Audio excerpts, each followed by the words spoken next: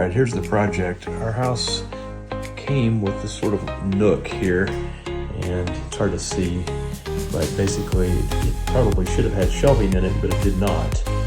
So I'm gonna add 6 shelves with a little piece of molding and put that in there so it'll give us some nice storage space. Here's what $315 worth of wood looks like from Lowe's.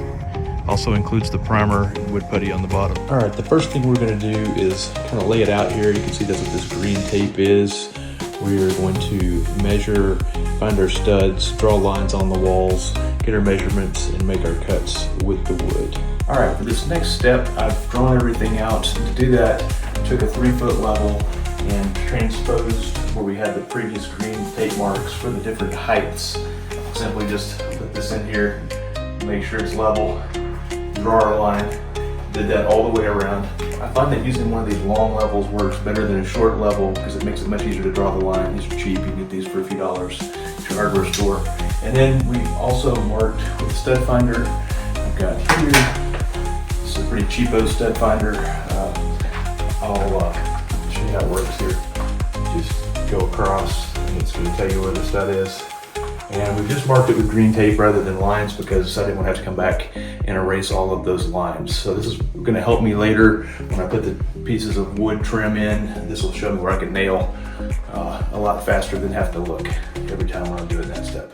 Another cheapo stud finder that I really like to keep in my toolbox is one of these. These have a magnet on them and they will find the screws that are embedded in the drywall. So this is just a few dollars. I always keep one of these around. They also help me verify. Sometimes you'll see, oh, we hit one right there. See how that red indicator tells us, and then you've got a level and you can mark your stud right here.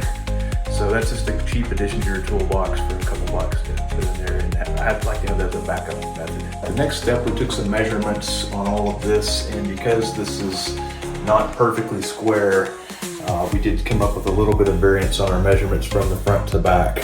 So these centerpieces of wood that will hold the shelf, I'm going to actually use the true measurements. And then the shelves, I'm just simply going to take the shortest measurement of the two between the front and the back because they're all within about 1/8 of an inch, and that way my shelves will be square, so they won't dig into the sides. So it's important to take some good measurements before you cut. How about this Skill 10-ounce 7¼ inch single bevel sliding miter saw? Just for this project actually, but it's something I've been wanting for a long time. I'm getting ready to unbox it and set it up, and we'll see how it works. Well, the first thing I'm noticing is that there's no styrofoam, which is quite nice. I'm pretty impressed with their packaging. It appears very minimal. Looks like they did a good job protecting the saw. Kudos to them for not using a bunch of plastic and styrofoam. Love it. A couple things to note on the saw really quick. I checked the blade in both planes. It's square, both to our right and left. It's square that way properly, and the fence is square when the saw reads 0. And I did check that using my square both ways. So it was square both ways out of the box, so that's good. One thing I do like about this saw is it has a nice light up here at the top. You can toggle this on, and it's the drop shadow light. You see it's making that line. I didn't actually have that line on the wood. I have to have that little dot on there. When we go back down and put that on, it casts that line. Now it's time to make some cuts.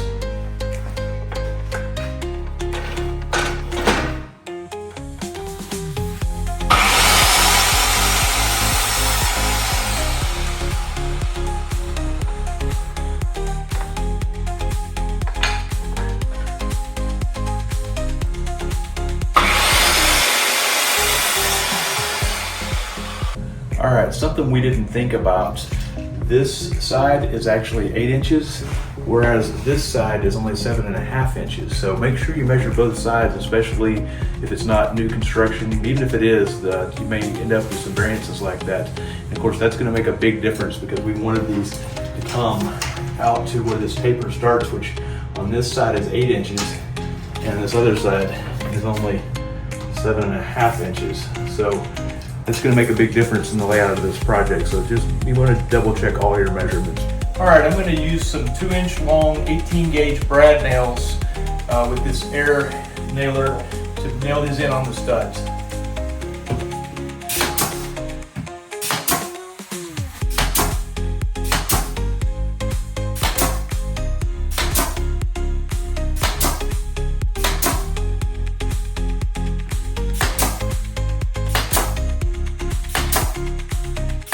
One thing that cost me an extra trip to Lowe's was when I went to nail in the supports for the shelves using these 18 gauge brad nails, the ones that I had on hand were too short to reach the studs.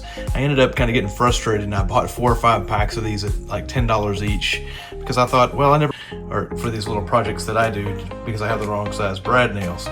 Come to find out, you can buy a variety pack of these on Amazon for about 10 bucks that has all the different sizes, or several different sizes at least, and it'd be way cheaper. I'll put a link to those in the show notes. All right, a couple of things here, just some details. We went ahead and did a 45 on this, and instead of doing a straight 45, we came down about 1/2 inch. Just gives it a little bit more custom look. And then another thing that you might think about is that we had an odd angle on the shelf where the left was 7.5 inches deep and the right is 8 inches. So we made an actual cardboard template, and that really helped us to figure it out and get the angles right. Make sure we're really comfortable with the way that cardboard looks before we cut the expensive piece of lumber. This ended up being a little bit weird. This is 8 inches, as we talked about earlier, and this is only 7.5. So we ended up having to do kind of a trapezoid cut at an angle for the front of that. And also I put a piece of trim on, it might be hard to see, a piece of trim on the front of this, and I was able to use a nail gun and just pop these in. I was a little bit worried about splitting this trim, it's really thin, but I used an 18 gauge brad nail, a 1 inch, and it really was perfect. So no splitting, no problems. I've never have done that before. I was afraid I was going to split it, but it did not. Next we are taking wood putty, this right here, wood filler, and filling in all the staple holes along the ridges, as well as these supports that we put in earlier. So these have already been filled. Next up will be primer and paint. We've got the first coat of primer on. Now we'll put on a coat of paint. And now we have a few coats of paint, and I say we loosely, as my wife was nice enough to paint those for us. And here's the finished project, all installed, painted, and decorated. I don't think it turned out too bad. What do you think? If you found this video useful or entertaining, please do me a huge favor and like, subscribe, and comment. That really does a lot to help the channel. Also, maybe consider purchasing something through one of our Amazon affiliate links that I'll list in the show notes. You won't pay any more, and we'll make a tiny commission. Thanks so much. We'll catch you on the next video.